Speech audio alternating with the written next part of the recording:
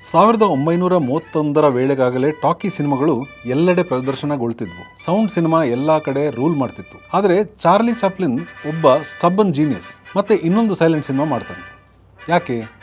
ಯಾಕೆಂದ್ರೆ words are cheap, the greatest emotions don't need dialogues ಎಂದು ಅವನು ನಂಬಿದ್ದ. ಹಾಗೆ ಅವರು ಆಗ ಮಾಡಿದ city lights proved him right.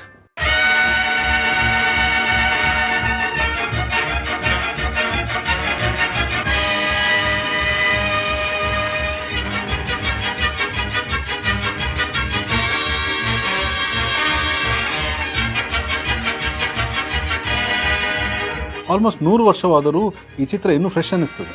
ಈಗಲೂ ನಗು ಬರೆಸ್ತದೆ, ಈಗಲೂ ಹೃದಯದಲ್ಲಿ ಬೆಚ್ಚನೆ ಭಾವ ಮೂಡಿಸ್ತದೆ. ಈ ಸಿನಿಮಾದ ಕಥೆ simple but emotionally layered. Chaplin ಅವರ ಐಕಾನಿಕ್ ಟ್ರ್ಯಾಂಪ್ ಪಾತ್ರ ಈ ಚಿತ್ರದಲ್ಲಿ ಒಬ್ಬಾಕೆ ಬ್ಲೈಂಡ್ ಫ್ಲವರ್ ಗರ್ನನ್ನು ಮಾರ್ಕೆಟ್ ಸ್ಟ್ರೀಟ್ನಲ್ಲಿ ಭೇಟಿಯಾಗ್ತಾನೆ. ಅವಳು ಅವನನ್ನು ರಿಚ್ ಜೆಂಟಲ್ಮ್ಯಾನ್ ಅಂತ ತಪ್ಪಾಗಿ ಅರ್ಥ ಮಾಡ್ಕೊಳ್ತಾಳೆ. ಟ್ರ್ಯಾಂಪ್ ಅವಳ ಇನ್ನಸೆಂಟ್ ಸ್ಮೈಲ್ನಲ್ಲೇ ಮುಳುಗಿ ಹೋಗ್ತಾನೆ. ಮೀನ್ವೈಲ್ ಅವನಿಗೆ ಒಂದು ಡ್ರಂಕರ್ಡ್ ಮಿಲಿಯನರ್ ಜೊತೆ ಅಕಸ್ಮಾತ್ತಾಗಿ ಗೆಳೆತನವಾಗ್ತದೆ. ಹಾಸ್ಯದ ನಡುವೆ ಟ್ರ್ಯಾಂಪ್ ಡಿಸಪಿಯರ್ ಆಗಿ ತನ್ನ ಅಂಧ ಗೆಳತಿಗೆ ಸಹಾಯ ಮಾಡಲು ಆಕೆಯ ಕಣ್ಣುಗಳಿಗೆ ಬೆಳಕು ನೀಡಲು ಪ್ರಯತ್ನಿಸ್ತಾನೆ. ಅವನು ಕೆಲಸ ಹುಡುಕ್ತಾನೆ, ಆಡ್ ಜಾಬ್ಸ್ ಮಾಡ್ತಾನೆ, ಬಾಕ್ಸಿಂಗ್ ರಿಂಗ್ನಲ್ಲಿ ಫೈಟ್ ಮಾಡ್ತಾನೆ, ಇವನ್ ತಾನು ಮಾಡದ ಕಳ್ಳತನವೊಂದಕ್ಕೆ ಅಪವಾದವನ್ನು ಹೊರುತ್ತಾನೆ.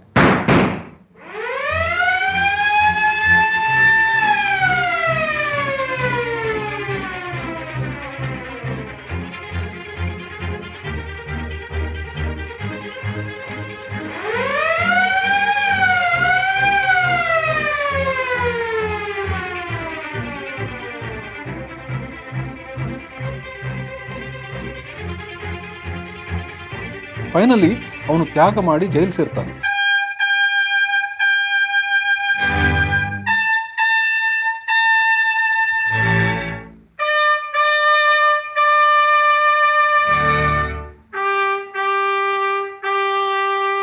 ವರ್ಷಗಳ ನಂತರ ಜೈಲಿನಿಂದ ಹೊರಗೆ ಬಂದಾಗ ಐಕಾನಿಕ್ ಕ್ಲೈಮ್ಯಾಕ್ಸ್ ಸೀನ್ನಲ್ಲಿ ಆ ಅಂಧ ಹುಡುಗಿ ಗುಣವಾಗಿರ್ತಾಳೆ. ಅವಳು ಒಂದು ಅಂಗಡಿಯ ಮಾಲೀಕಳಾಗಿರ್ತಾಳೆ.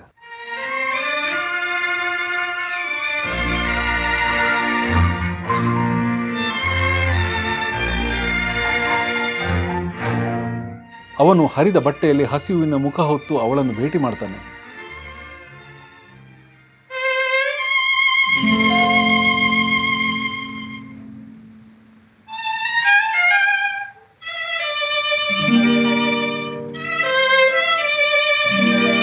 ಅವಳ ಕೈಗೆ ಅವನ ಕೈ ತಗಲುವಾಗ ರಿಯಲೈಸೇಷನ್, ಸೈಲೆಂಟ್ ರೆಕಗ್ನಿಷನ್ ಮತ್ತು ಆ ಸುಂದರ ಪುಟ್ಟ ನಗು.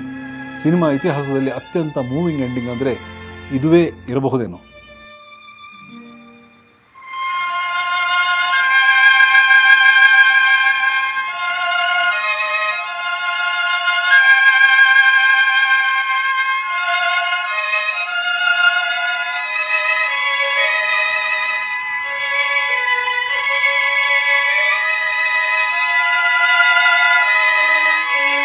ಚಾಪ್ಲಿನ್ನ ಪ್ರತಿಭೆ ಸಿಟಿ ಲೈಟ್ಸ್ನಲ್ಲಿ ತನ್ನ ಶ್ರೇಷ್ಠ ಗುಣಮಟ್ಟ ತಲುಪಿದಂತಿದೆ. ಡೈಲಾಗ್ ಇಲ್ಲವಾದರೂ ಪ್ಯೂರ್ ವಿಷುವಲ್ ಸ್ಟೋರಿ ಟೆಲ್ಲಿಂಗ್ ಮೂಲಕ ಅವನು ಪ್ರೇಕ್ಷಕರ ಹೃದಯವನ್ನು ಗೆದ್ದಿದ್ದಾನೆ. ಪ್ರತಿಯೊಂದು ಜೆಸ್ಚರ್, ಪ್ರತಿಯೊಂದು ಎಕ್ಸ್ಪ್ರೆಷನ್ ಅವನು ಹೇಳದ ಮಾತಿಗಿಂತ ಹೆಚ್ಚು ಮಾತನಾಡುತ್ತವೆ. ಮೌನದಲ್ಲೇ ಭಾವನೆಗಳನ್ನು ಹಂಚಿಕೊಳ್ಳುವ ಶಕ್ತಿ ಚಾಪ್ಲಿನ್ನ ನಟನೆಯಲ್ಲಿ ಅತ್ಯಂತ ಸೂಕ್ಷ್ಮವಾಗಿ ಮೂಡಿಬಂದಿದೆ. ಸಿನಿಮಾಟೋಗ್ರಫಿಯಲ್ಲಿ ಶಾರ್ಟ್ಸ್ ತುಂಬ ಸಿಂಪಲ್ ಆಗಿದ್ದರೂ ಎಕ್ಸ್ಪ್ರೆಸಿವ್ ಆಗಿವೆ. ಚಾಪ್ಲಿನ್ ಡೆಪ್ತ್ ಆಫ್ ಫೀಲ್ಡ್ ಬಳಸಿಕೊಂಡು ಸಿಟಿಯ ಹಸಲ್ ಬಸಲ್ ಮತ್ತು ಹೀರೋಯಿನ್ ನಡುವಿನ ಇಂಟಿಮೇಟ್ ರೊಮ್ಯಾನ್ಸನ್ನು ಕಾಂಟ್ರಾಸ್ಟಿಂಗ್ ಮಾಡಿದ್ದಾನೆ. ಒಂದು ಕಡೆ ನಗರದ ಗದ್ದಲ, ಇನ್ನೊಂದು ಕಡೆ ಪ್ರೀತಿಯ ಶಾಂತ ಕ್ಷಣಗಳು, ಎರಡನ್ನೂ ಒಂದೇ ಚಿತ್ರದಲ್ಲಿ ಹಿಡಿದಿಟ್ಟಿದ್ದಾನೆ.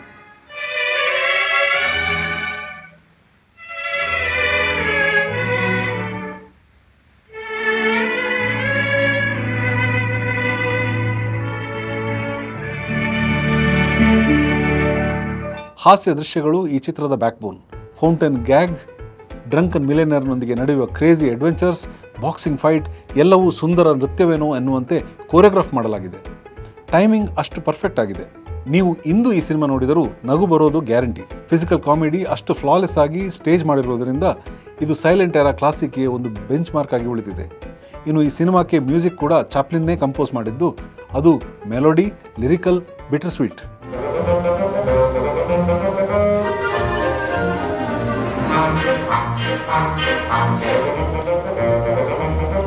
ವಿಶೇಷವಾಗಿ ಎಂಡಿಂಗ್ ಥೀಮ್ ಹಾಂಟಿಂಗ್ ಆಗಿ ಮನಸ್ಸಿನಲ್ಲಿ ಉಳಿಯುತ್ತದೆ. ಚಾಪ್ಲಿನ್ ಒಬ್ಬನೇ director, writer, actor, composer, all in one. ಇಷ್ಟು ಕ್ರಿಯೇಟಿವಿಟಿ, ಇಷ್ಟು ಪರ್ಫೆಕ್ಷನ್ ಒಂದೇ ವ್ಯಕ್ತಿಯಿಂದ ಪಾಸಿಬಲ್ ಅನ್ನೋದೇ ಆಶ್ಚರ್ಯ.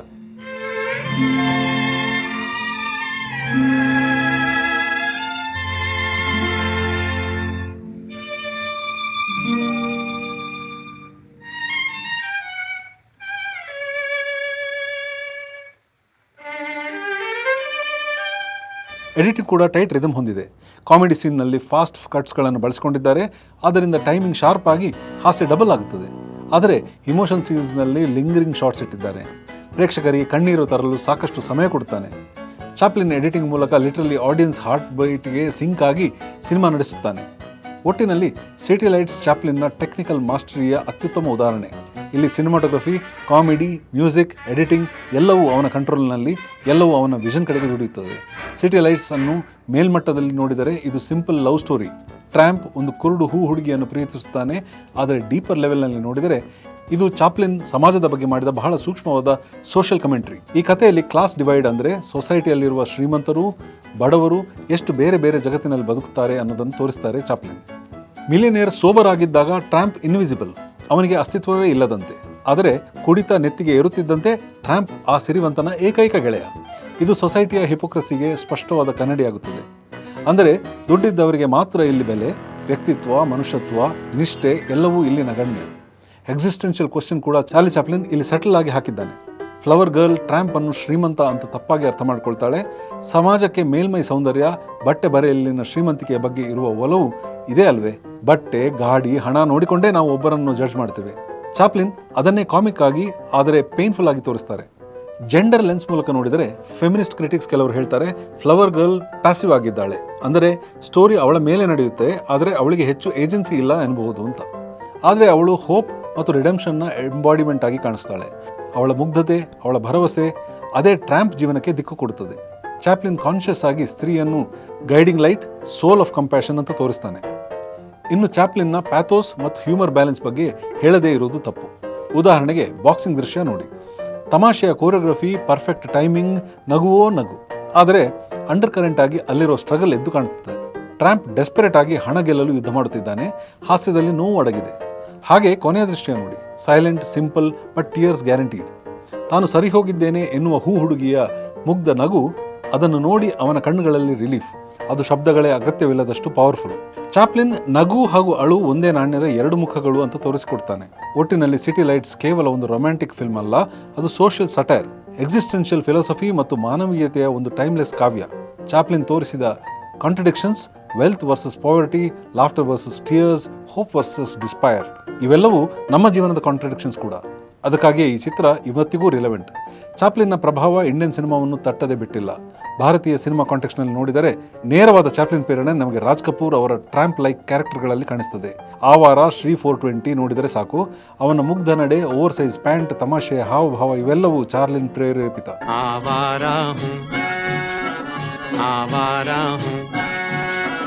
या गर्दिश में हूँ आसमान का तारा हूँ आवारा हूँ. ಕಮಲ್ ಹಾಸನ್ ಕೂಡ ಜೆಸ್ಚರ್ ಬೇಸ್ ಕಾಮಿಡಿಗೆ ಹೆಸರಾದವರು. ಅವರ slapstick, body language, timing Charlie ಚಾಪ್ಲಿನ್ನಿಂದಲೇ ಬಂದಂತೆ ಕಾಣುತ್ತದೆ. ಅಂದರೆ ಚಾಪ್ಲಿನ್ ಇನ್ಫ್ಲುಯೆನ್ಸ್ ನಮ್ಮ ಕಲ್ಚರಲ್ ಇಮ್ಯಾಜಿನೇಷನ್ಗೂ ಸೇರಿಕೊಂಡಿದೆ. ಗ್ಲೋಬಲ್ ಸಿನಿಮಾ ಲೆಜೆಂಡ್ಸ್ ಕೂಡ ಚಾಪ್ಲಿನ್ನನ್ನು ಜೀನಿಯಸ್ ಅಂತ ಒಪ್ಪಿಕೊಂಡಿದ್ದಾರೆ. Orson Welles, Stanley Kubrick, Akira Kurosawa ಇವರೆಲ್ಲರೂ ಚಾಪ್ಲಿನ್ ಕೇವಲ ಕಾಮಿಡಿಯನ್ ಅಲ್ಲ, but one of the greatest storytellers ಅನ್ನೋದನ್ನು ಹೇಳಿದರು. ಸಿಟಿ ಲೈಟ್ಸ್ ಎಂದಿಗೂ greatest film of all times ಲಿಸ್ಟ್ನಲ್ಲಿ ಕಾಣಸಿಗುತ್ತದೆ. ಇದು ಕೇವಲ ಒಂದು ಎಂಟರ್ಟೈನ್ಮೆಂಟ್ ಮೂವಿ ಅಲ್ಲ, ಇದು cinema as a art, cinema as human expression ಅನ್ನೋದನ್ನು ಹೇಳಿಕೊಡ್ತದೆ.